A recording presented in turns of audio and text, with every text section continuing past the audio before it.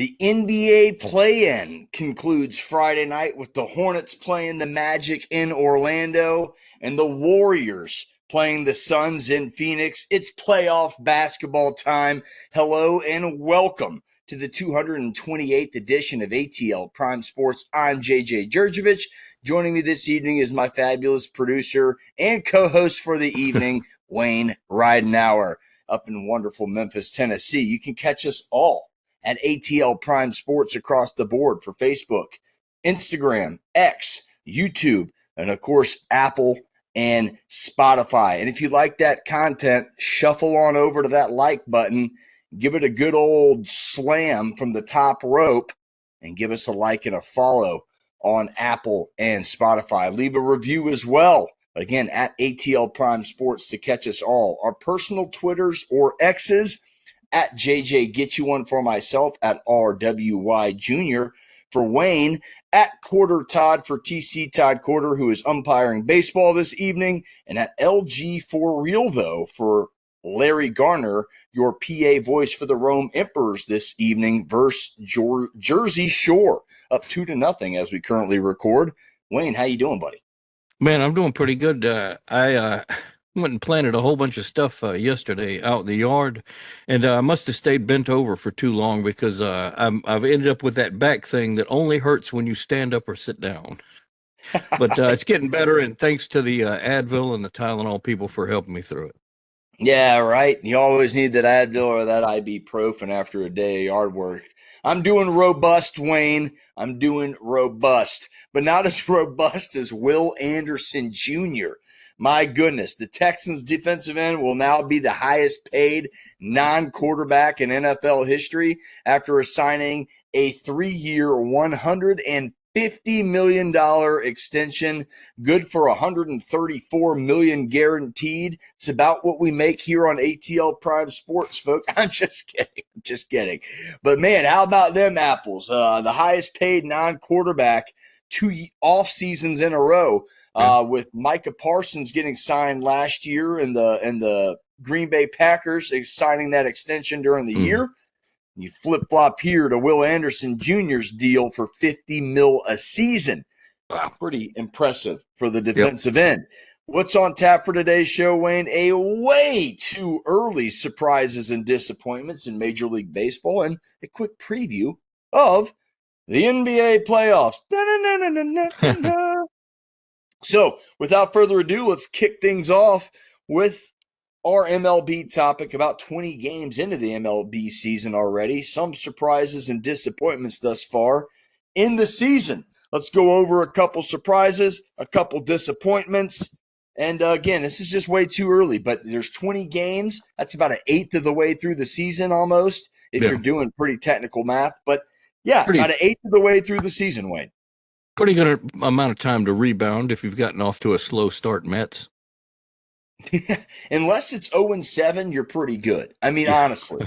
So, but I'll start off there with my first surprise, and that is the NL least, as I should say right now. I mean, it's really come down to one team, the Braves, and then everybody else is currently sitting under 500. The Phillies are getting smacked around in the middle of the seventh inning as we speak on this Friday evening by your Atlanta Braves. So the NL East is really surprising. You have the Marlins currently sitting in second place going into Friday night's matchups, and that's very surprising to me. The Pittsburgh Pirates are one of those surprising teams, 11-8 currently, first in the NL Central, fourth in team ERA with a 3.27. Paul Skeens is pitching back pretty good after that first outing where he got absolutely bombed and didn't even finish the first inning.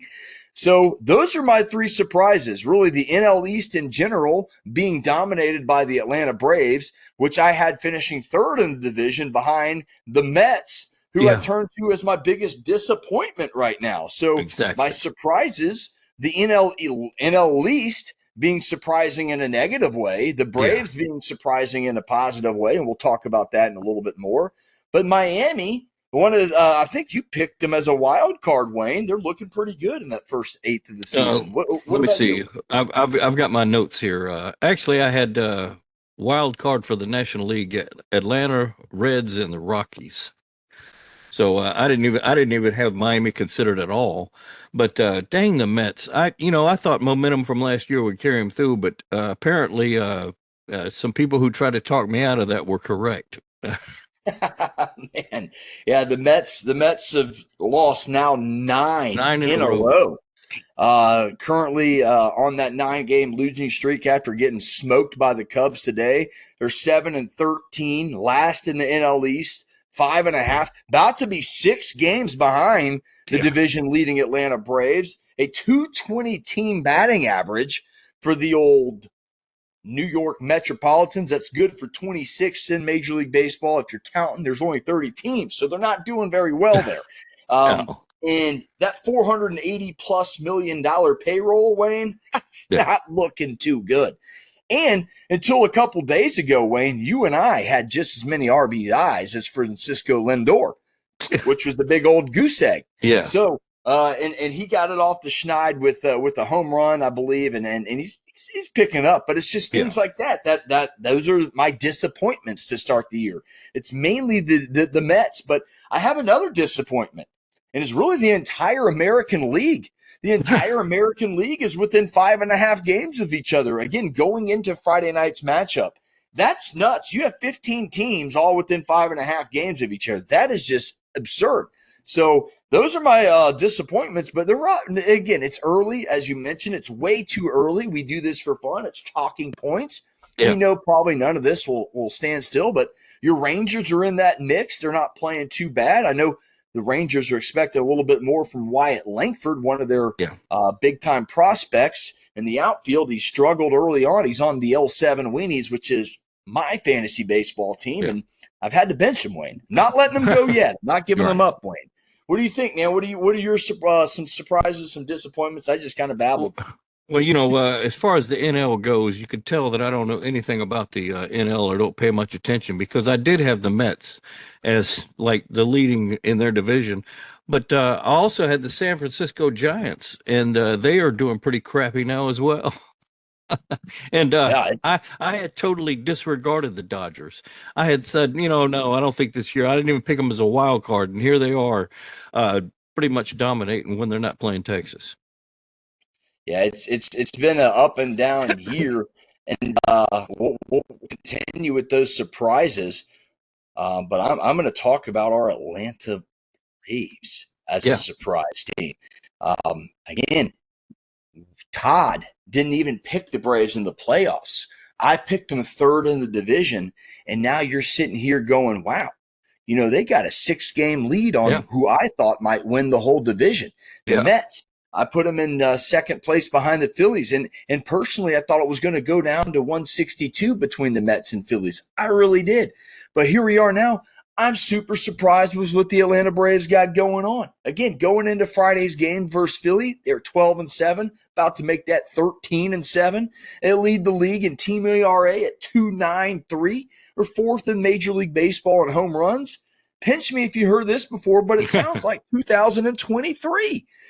Again, fourth in Major League Baseball in home runs, as I mentioned. Second in team batting average behind those pesky Dodgers out west, batting 276 as a team. First in hits, 180 hits.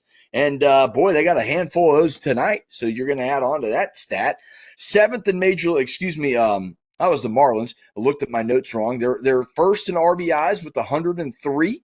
And, man, this year just feels completely different than last year. Obviously, the 0-7 start from 25 to 26 is completely different. But the Braves, they dodged some bullets. It looked like they were going to lose Strider for a long time. He's making rehab starts now. They thought Murphy was going to come back late May, early June. Murphy's catching Spencer Strider the other night, and these guys look good. You'll hear it from the horse's mouth. Larry Garner, he texted me and about that performance last night from our guy Spencer Strider, and you can hear it here first. I'll say Strider looked good. This is per Larry Garner. The velocity was around 95 to 97. His control was a bit off early on, but he went 50 pitches, 4 and a third innings, and only 2 hits allowed. So that looks pretty good. Sean Yeah. Murphy's getting behind the plate. He's getting healthy. So, again, these Braves are getting healthy. That's why this year feels different already. They dodged the bullet with J.R. Ritchie. It looks like J.R. Ritchie can come back, one of their prized prospects. Cam Caminetti is having a great year down there in the farm system. So they're looking good, Wayne. They're Yeah. looking healthy. It's completely different than what we saw last year. And again, they have not lost a series yet. So pretty cool stats here back and forth. The first one, Wayne's probably going to put it on YouTube somewhere around there. They haven't lost a series yet. They're the only team in Major League Baseball that's done that. And number two, crazy stat. Bryce Elder, who's leading Major League Baseball in ERA. Paul Skeens, hell of a pitcher, right? ERA champion last year. If he tossed 8 shutouts in a row, he still would have a higher ERA than Bryce Elder. So Bryce Elder is leading the league in ERA. He's getting innings. He's getting the contact. He's pitching to let the players hit. They're fielding it. Got one of the best fielding teams in MLB, Major League Baseball. And, hey, it's working for Bryce Elder. It's working for Chris Sale. It's working for Ronaldo Lopez. I mentioned that. These guys have had success in this league before, and it looks completely different this year, Wayne. It's refreshing as an Atlanta fan, and let me tell you something. That 0-7 start killed you from the get-go. No team has ever made the playoffs from that, so it's just completely different, night and day from last year. Walt Weiss tackling Jorge Soler, really revving the players up, getting them amped up. The players gave them a bottle of wine with that image portrayed on it. So they're fighting for Walt Weiss. They're really, really playing hard for Walt Weiss, Wayne. Yep. It's fun to watch. Well, sneaking back over to the American League there for a little bit, one of my, and I don't know if we're doing disappointments yet, but I was surprised at how poorly Houston is doing in the AL West. And I don't really mind it much, except for it gives a chance for the Oakland A's to now be tied for first with the Texas Rangers. So. Yeah, no, we're just kind of having a conversation. That's definitely a disappointment. Houston was one of my wild card teams. Me they're too. One of the teams that I thought they'd figure it out, despite losing, some big time power in the offseason. But yeah, your Rangers winning the West right now, along with the Athletics. The Angels look good at 10-10. Mike Trout's turning the clock back, looking like the best player in baseball again. Seattle and Houston, your two favorites. In the back, in the rear, 2.5 back, under 500, 4 games apiece, each of them. Yeah. And I guess the San Francisco Giants are a pretty big disappointment too, but that may be only a disappointment for me personally, because I can't think of anybody else who picked them to do anything. Yeah, they're tied with the Rockies in last place, 7.5 out of the Dodgers. But I mean, geez, the Dodgers just lighting the cover off the baseball. Really. 8-2 in their last 10 games on a 3-game winning streak. The run differential's one of the best, and it is the best in baseball now, plus 46. So they surpassed Atlanta in that category. And I mean, their team batting average is 280 something. So it's just nuts what this payroll has done. Yeah, I'm not going to take anything away from them, but they're 14-4. They're expected to do this, and again, if they win the World Series, that's going to be 3 years in a row of basically penciling in the best team. And that's a whole different story for a different day. But I'm glad we mentioned that, because that kind of transitions to – so we've done our surprises. We've done our disappointments. Do you have anything else you want to piggyback on that right quick, Lane? Not really, except for if you were to go back and watch the show where we made our American League and National League picks, you'll see that I'm doing much better in the American League picks than National League. And it's because maybe I'm just more familiar with those teams. And I don't have as many negative attitudes towards American League as I do National League teams. No, I mean, I'm a National League guy. I watch mostly National League. I've been watching a lot of American League with the Braves, because the Braves opened up. They've already played 3 interleague series with Cleveland, KC, and who was the first one?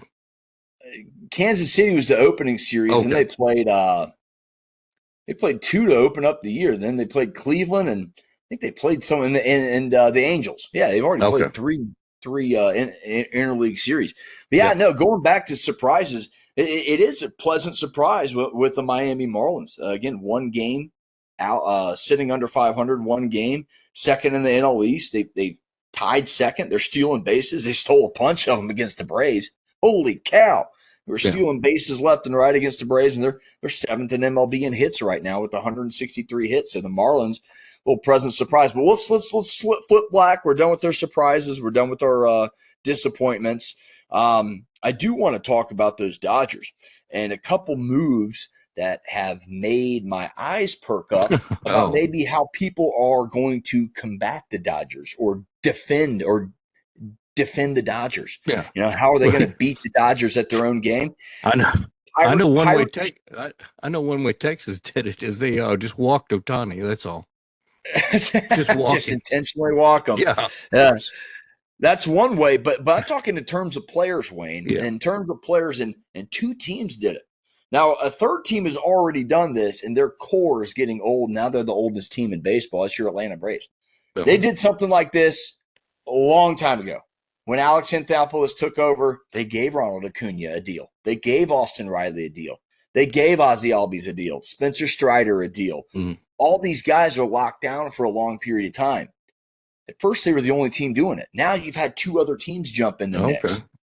Pirates shortstop Connor Griffin and Tigers infielder Kevin McGonigal, they're getting paid. Yeah. These guys have yet to eclipse 100 service days combined in Major League Baseball, meaning 100 games basically. Right. So I think this is the new style to combat the spending of the Dodgers. Yeah. Sign these guys early. These guys are getting mega deals. It's like 150 and 140 or 160, 180. I can't remember the exact numbers on the players, but McGonigal got a big deal. Connor Griffin got a huge deal. And I think that is partially, in fact, to combat what the Dodgers are doing. They know, hey, if this guy does pan out, if Connor Griffin, if Kevin McGonigal does pan out, there's no way we're going to be able to pay him. Tarek Strubal's asking for $400 million for the Detroit Tigers. So I don't know if anybody but the Dodgers can pay those guys, or maybe the Reds or the Red Sox or the Mets, who are huge payroll guys. Yeah. Well, the Mets, it ain't helping the Mets this year. Right? That's one of the, that's why they're in the disappointment category. Yeah, it ain't helping them much, Wayne. It ain't helping them much at all. But yeah, Wayne, what do you think? You think those are what teams are starting to do? They see a player, they think, hey, if this is our guy, we better sign him. I think the Braves have done it more than anybody. They did it with Michael Harris really quickly. They might have to do it with Drake Baldwin really quickly, because Drake Baldwin, boy, is he tearing the cover off the ball. Leading was in the top 15, top 10 in home runs there. With already got 5 on the young season.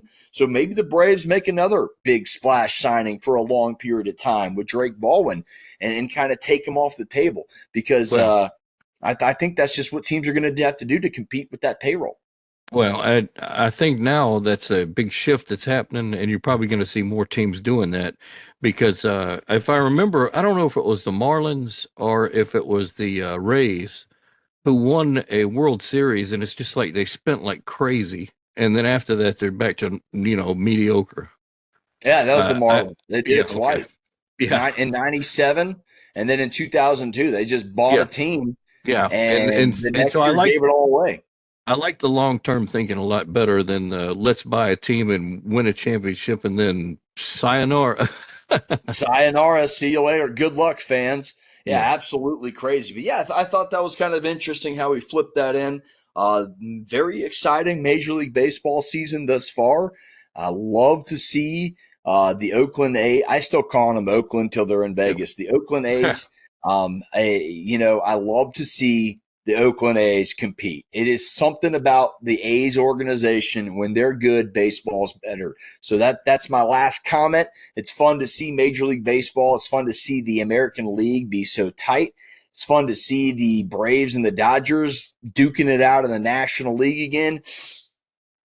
Playoff basketball is in the air, and that means it's opening day and right around the corner, and here we are. So let's go from Major League Baseball to the NBA postseason. The playoffs are underway.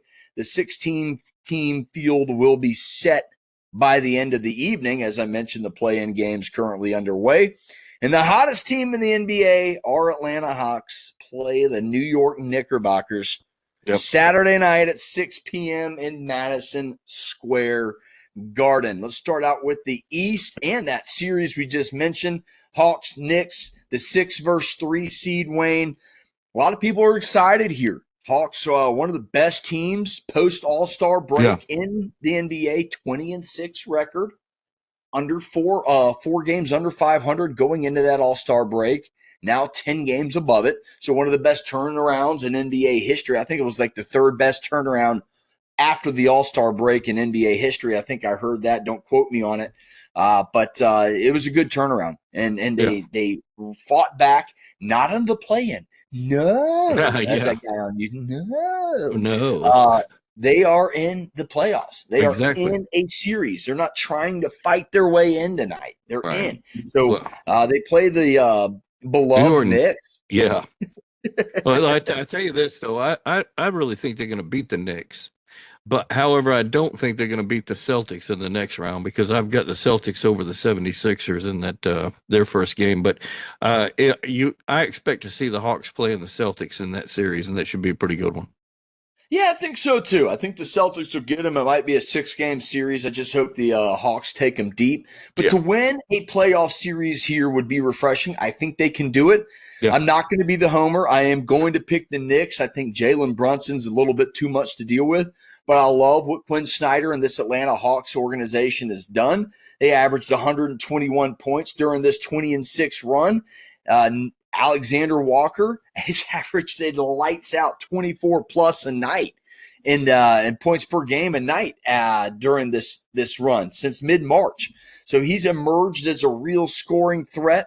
New York is a 5.5-point favorite Saturday night. So if the Hawks can figure out a way to steal a game or both of them, it really puts you in the plus side of things. Yeah. But you steal a game in New York, you got a chance to win the series. Again, I like the Knicks to advance, but Wayne, it would not surprise me one bit because the Hawks are the thorn in the side of this Knicks team. Yeah. Everybody thought the Knicks were going to blow the Hawks out of the water a couple years ago with Trae Young. I think it was 21. Trae Young goes up there. By the end of the series, they were chanting, "Bleep Trae Young!" Yeah. Boo, boo, boo, boo. So this Hawks team is under their skin a bit. Yeah. Well, I'm in the East. I'm just I've already decided I've picked the Celtics to go to the final. So we can talk about the Pistons or the Cavaliers all we want, but that'll just leave a bad taste in my mouth.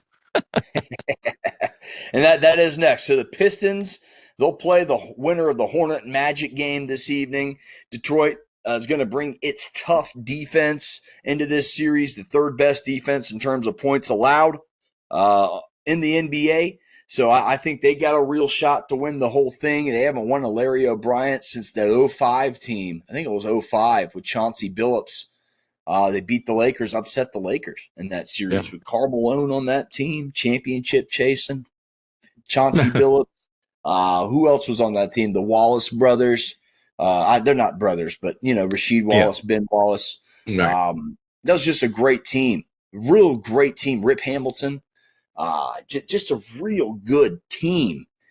And they won that thing. So, the Pistons, the 1 seed, Cade Cunningham, one of the faces of the NBA right now. I think that could be a low-scoring series in the second round if Detroit and Charlotte meet up because they are two best defenses, two top 10 defenses in the NBA. So you could have a real low scoring. And again, low scoring in the NBA nowadays is 110. So, take that for what it is. But Pistons, Hornets, Magic. That'll be your second, your 1-8 matchup, your 4-5 matchup. Cavaliers, Raptors, Cavs, fourth best offense in the NBA's regular season, 119 points plus a game. I think the Cavs will move forward in that series. I got the Celtics beating the Sixers as well. They're one of the best defensive teams in the association. They actually are the best defensive team in terms of points allowed, 107. Again, that's nuts to me. 107 points allowed is best in basketball. But that's where we are now. These shooters are unbelievable, elite And yeah, I don't mind your pick there, Wayne. I don't. I think you're going to have a chalk, almost chalk. Like I said, I think might be the only upset in the first round. I think the Hawks have the best shot at that. But I could see a Celtics Pistons Eastern Conference Finals for sure. Yeah. Well, are we going to switch over to the Western Conference, or we stick with the East for now? We can switch it up. Switch All it up. right. You like so you already made your, you did the right thing. Celtics Yeah. are a good pick. Pistons are a good pick. Honestly, the Knicks have a lot of pressure on them to do well. They really And I think that pressure may be why they lose to the Hawks, though. Very good point. Very good point. Sometimes you put too much pressure on yourself. My big gigantic underdog is coming from the Western Conference because I think I'm just going to go ahead and kiss the Rockets' exhaust and pick Houston to win the West. Okay. And I know they're number 5 right now, I think, but I really like to see them beat the Lakers in the first round and then use that to carry on through to the championship. But I don't think they'll win the championship, though.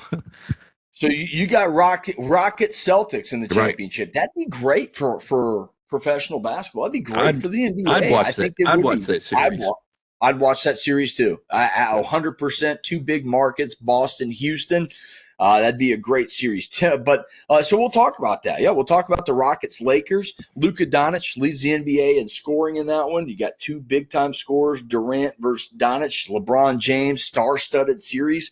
I do like the Rockets to pull the upset in that one as well, Wayne. It's a 4-5. It's a 4-5. That's an easier one to pick. And I think the Lakers are under the same type of pressure that the Knicks are. Yeah, it's absolutely nuts. It's going to be a fun series. 1 second here. And yeah. Got a little distracted there. Got a phone call. Lakers, Rockets.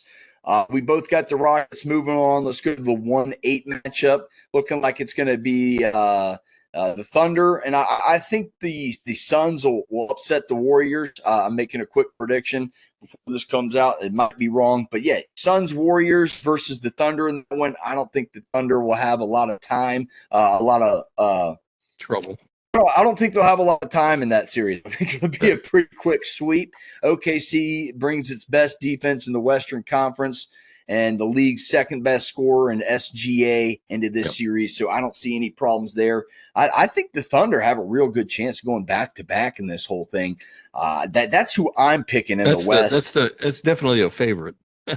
Yeah, SGA, they're just good. Yeah. Chet Home, I can't think of his last name. Chet.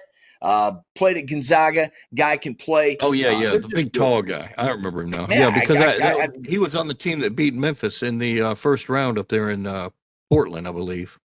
Or the second round. Player. Very good player. Athletic, can shoot the 3. Yeah. Block shots, protect the rim. So, yeah, I like the Thunder. Timberwolves, Nuggets might be the most intriguing series. Again, 2 top 7 offenses clash in this 6-3 matchup. Denver leads the NBA in scoring. Best scoring team. 122 plus a night. Minnesota 7th, 118 a night.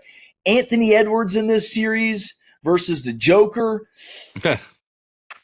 This is another 6-3 matchup where the 6th seed has a really legitimate shot at winning the entire series. But I'm going to go with Joker and the experience. I like the Nuggets. I like Denver. Me as well. So we've done 3 of the 4, and then one of the more laid back series. I think the Spurs have an easy matchup with Portland. San Antonio, second in scoring in the NBA. Wemby, this high flying offense, guy can drive, dish, do it all. I think it's going to be similar to that Thunder series. The Portland. What was it? Portland Spurs series. They're going to be generally the same. I think maybe 4 games, but there could be a sweep for both. Yeah, it could be 3-0 in each series. So we could definitely see that coming. So that kind of concludes it. We both kind of like you like the Celtics. It sounds like to win it all, right? Or did you say that? I can go ahead and say it now. But if anybody asks you about it, I will deny it. Yeah, I like the Thunder. and I haven't really decided in the East yet between the Yeah. Celtics and the Pistons. But man, I tell you what, if the Hawks get past the Knicks, man, Yeah. they are hot and they move Yeah. the ball around. That could be your team that makes a run. That's a dark horse in this thing. You're I Atlanta mean, Hawks. Right? all it'll take is for the Celtics to be asleep a little bit, or to not realize the type of Knicks team or the Hawks team they're playing. Correct. And I mean, Atlanta is just again a team that passes the ball around well, and when the second half of the season, one of the better defensive teams out there. So Quinn Snyder's really coached this team up, and it's going to be extremely exciting in these NBA playoffs. I will be watching tomorrow night. It's playoff basketball time. It's one of the more exciting times of the year. Wayne, any final thoughts on East-West NBA playoffs? They always like to pick a big celebrity to sing the national anthem, and I'm interested to see who they're going to pick for these playoff games, because that's always a big deal. I guess ever since who was the one that sang the national anthem for the championship NBA and did terrible. No, did great. It was like one of the standard ones that everybody tries to do. She's saying that everybody's going to think I'm silly for not remembering this lady's name. So, black lady sings soul music, some gospel. I think she passed away. No. Or was it Whitney Houston? Whitney Houston, that's the one. Because ever since Whitney Houston sang the national anthem the way she did, the NBA singing of the national anthem during the playoffs has become a bigger deal. Indeed. Well, I love to see a good old national anthem. It's funny to see when it's butchered, and Fergie butchered one in the NBA postseason game too. Yeah. It's a little tacky sometimes though, and it makes me feel like maybe this person wasn't up for the task. It is a hard song to sing. It really is. Without a doubt. As a musician, you do know that. All I can I'll give you one word if anybody asks you why the national anthem is hard. You could tell them arpeggios. Yep. Because none of the notes are right next to each other. They're like da da da da da da. There's a lot of space between the notes. It's not like a regular song that has a nice flow to it. So it's very difficult. The pitch is completely different throughout the song, right? Is that and accurate? If you start off too low, you're not going to be able to sing the low notes. If you start off too high, you're not going to be able to sing the high notes. So I'm out singing it. Yeah. Well, can you see? if there's about a 30 to 40,000 other people singing it, I will sing it. That's about the only time I will as well. When I got 40,000 backup singers. Right. Wayne, let's get to our final thought, man. That wraps up for the show. Short and sweet. Our final segment, our final thought. Wayne, take it away, man. Well, I don't even think I had prepared a final thought, except for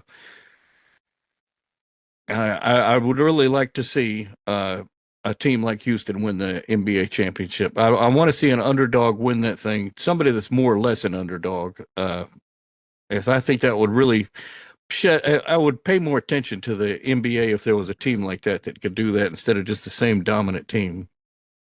Yeah, that's what's refreshing about last year's champion, the Thunder. It was Thunder or the Pacers. So it would have been their first championship, and it turned out was obvious for either one. Now, everybody's like, oh, the Indiana Pacers won one of the ABA. Yeah, that was the ABA. This is the NBA. Yeah. So, my final thought, it's a hats off. It's a rest in peace. Rest in peace to former Brave and Los Angeles Angels outfielder Garrett Anderson, the Angels' all-time hits leader and 2002 World Series champion has passed away. Our thoughts and prayers go out to the Anderson family. Really hate seeing that news for any former MLB player, but he was one of my favorites. He was a guy that just showed up and played every day and played his hardest, and he was a very impactful player for Anaheim, and when he came here for Atlanta for 1 year and had a cup of coffee. So rest in peace to Garrett Anderson, and prayers to to the Anderson family. Guys, that wraps it up for Wayne in Memphis. Larry, your PA voice up in Rome tonight. Todd, Woodstock, umpiring, son of a gun, and myself, JJ, right here in Lilburn, Georgia. Thanks for watching. Again, as always, if you like the content, bounce past it on over to that like button, lay it in there for the 2 points, and give us a like and follow across the board at ATL Prime Sports. And we'll catch you next week. Stay tuned. I think we're going to do a live show on the Spaces next week. Haven't confirmed an exact date, but we will keep you posted on social media. Cool. Until then, have a great weekend and get you one. See you later.